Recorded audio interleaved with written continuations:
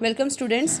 Our next topic is enantiotopic atoms, groups and phases, and diastereotopic atoms, groups and phases. So first we will study enantiotopic atom and group, and afterwards we will study the phases. One by one we will study.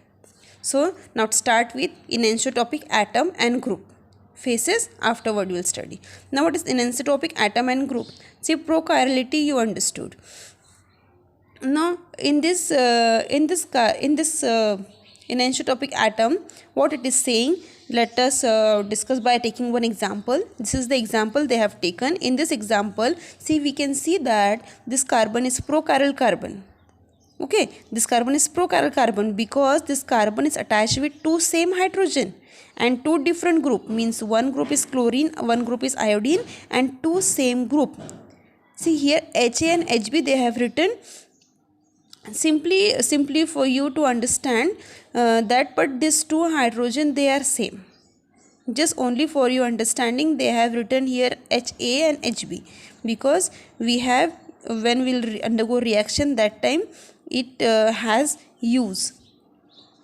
So this much you understand that this is the example they have taken for enantiotopic atom and group, and in this example these two hydrogen are same, they are identical, and these two group they are different. It means we can say that this carbon is the prochiral carbon.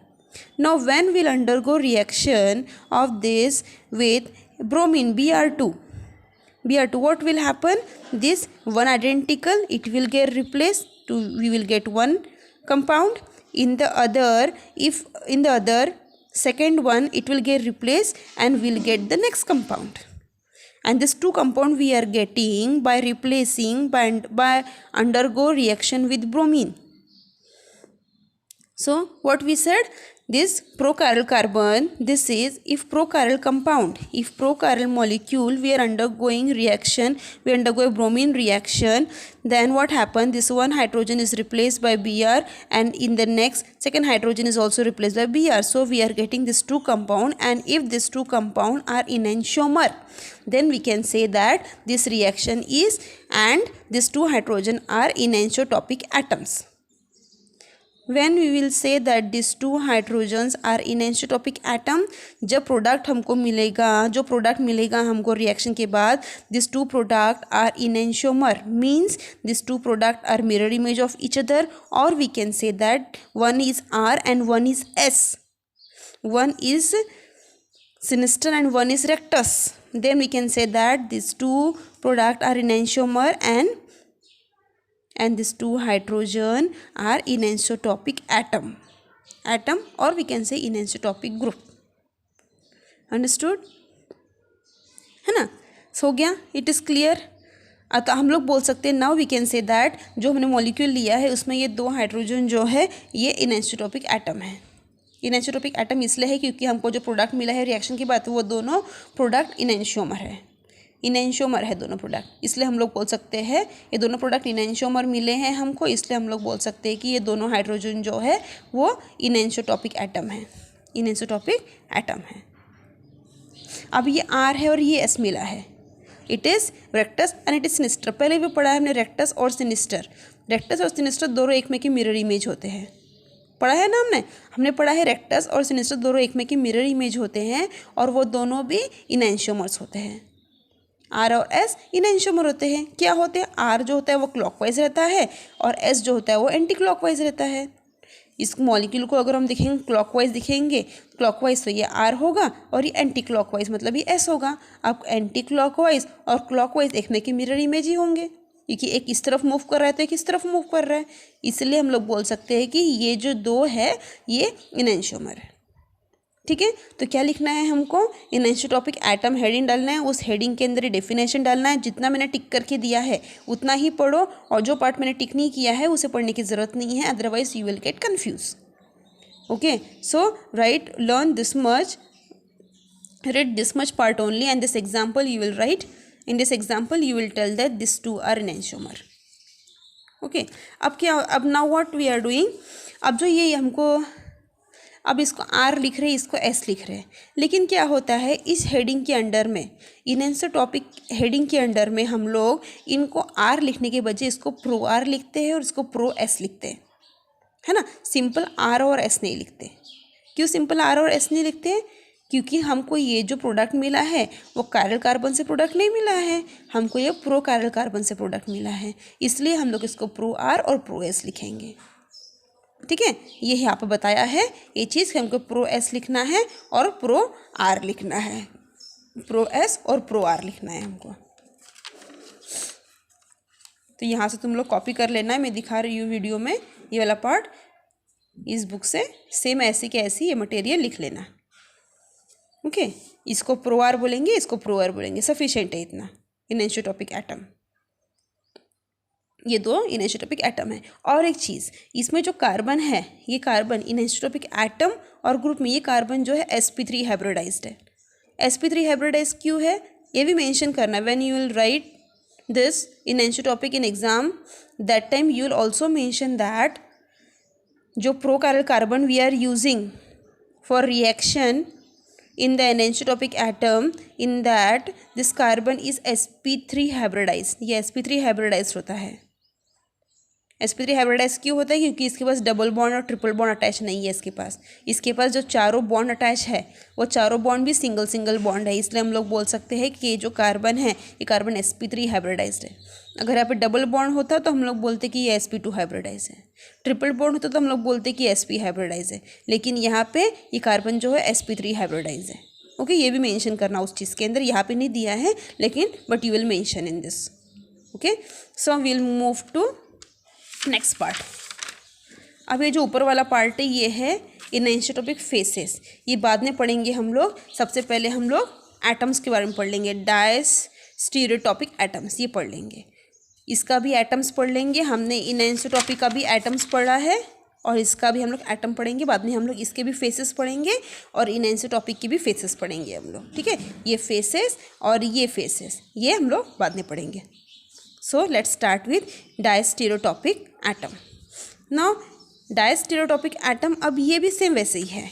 इसमें क्या है, इसमें ये example लिया है इन्होंने, ये example जो लिया है ये एग्जाम्पल ये दो सेम टू दिस एग्जाम्पल, ये सेम एटम है, सेम एटम है ना, ये दोनों हाइड्रोजन हाइड्रोजन सेम एटम है और ऊपर H और सेम, तो ये तीनों भी सेम दिख रहे हैं हमको। ठीक है, हमको दो सेम रहना ज़रूरी है नहीं, लेकिन ये देखो इसमें क्या है, एक चीज़ डिफरेंस है। वो जो इनएंसोटॉपिक था उसमें हमने एक ही कार्बन लिया था, इसमें दो कार्बन है ना, तो एक मेजर डिफरेंस है इन दोनों में। क्या डिफरेंस है? इसमें जो हमें एग्जाम्पल लेना है, जो हम लोग डायस्टीरियोटॉपिक में जो देखो ये एग्जाम डायस्टीरियोटॉपिक, इसको देख लो अच्छे से। डायस्टीरियोटॉपिक एटम वो था इनएंसोटॉपिक, वो क्या था, वो इनएंसोटॉपिक एटम था। अब हम लोग पढ़ रहे हैं डायस्टीरियोटॉपिक एटम। अब दोनों में डिफरेंस क्या है? उसमें हमने जो एग्जाम्पल लिया था वो सिंगल कार्बन था, लेकिन इसमें हमेशा दो कार्बन लेना पड़ेगा। एग्जाम्पल में इसमें हमेशा दो कार्बन लेना पड़ेगा। अब दो कार्बन जो लेना पड़ेगा उसमें से एक कार्बन जो रहेगा वो कायरल कार्बन रहेगा और एक कार्बन जो रहेगा वो प्रो कायरल कार्बन रहेगा। समझ में आ रहा है? जो डायस्टीरियोटॉपिक है जो हम लोग अभी पढ़ रहे हैं सेकंड टॉपिक, उस सेकंड टॉपिक में जो एग्जाम्पल लेना है हमको, वो एग्जाम्पल कैसे लेना है? दो कार्बन वाला एग्जाम्पल लेना है। इसमें जो एक कार्बन रहेगा वो प्रो कायरल कार्बन रहेगा, ये प्रो कायरल कार्बन है और ये कायरल कार्बन है। अब ये कायरल कार्बन कैसा है? ये कार्बन, इसके पास एक Cl अटैच है, इसके पास एक हाइड्रोजन अटैच है और इस कार्बन के पास ये पूरा ग्रुप अटैच है, इसलिए हम लोग बोल सकते हैं कि ये कार्बन कायरल कार्बन है।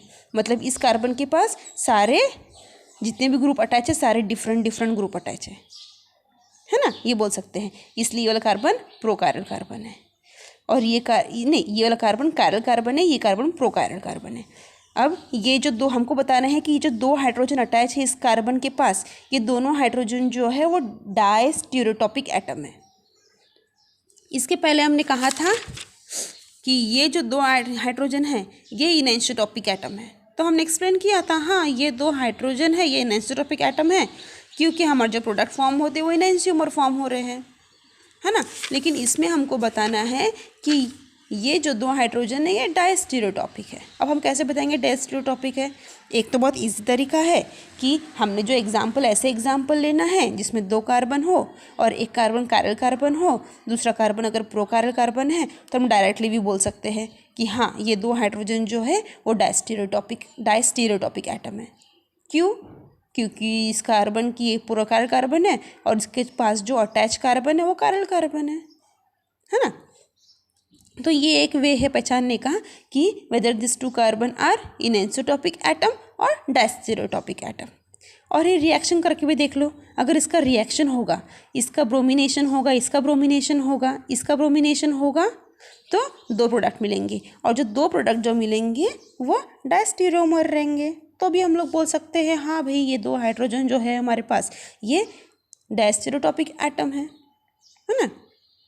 अगर इसका रिएक्शन करते हैं हम लोग, अगर इस कंपाउंड को ब्रोमिनेशन करते हैं हम लोग, जो 2 प्रोडक्ट मिलते हैं हमको, वो 2 प्रोडक्ट क्या रहेंगे, एक Z मिलेगा और एक E मिलेगा हमको। अब Z और E क्या है ये भी बताऊंगी मैं, ठीक है। क्या हो रहा है, रिप्लेसमेंट हमको इन दोनों का ही करना है। एक बार इसका ब्रोमिनेशन Br अटैच होगा और एक बार इसको रिप्लेस होगा और इसका Br होगा। हमेशा प्रोकायरल जो हाइड्रोजन है, ये जो प्रोकायरल ग्रुप है, इनको ही हमको रिप्लेस करना है। ये 2 आइडेंटिकल ग्रुप को ही हमको रिप्लेस करना है हमेशा। जब हम रिएक्शन करते हैं तो हम लोग क्या करेंगे, पहले एक बार रिएक्शन करेंगे तो इसकी यहाँ पे इसके जगह HB की जगह Br लगा देंगे। सेकेंड टाइम रिप्लेस करेंगे तो HH की जगह Br लगा देंगे। अब ये जो 2 मिले ये 2 एकदम डिफरेंट एक मिक्स से डिफरेंट है ना, देखो ना डिफरेंट है, दोनों एक मिक्स से डिफरेंट है। इसमें क्या है Cl और Br है यहाँ पे, और इसमें क्या है यहाँ पे हाइड्रोजन और Br है। ये है कि एक में के मिरर इमेज तो है ही नहीं है, क्योंकि दोनों भी डिफरेंट ग्रुप है। ये भी एकदम डिफरेंट है, ये भी एकदम डिफरेंट है।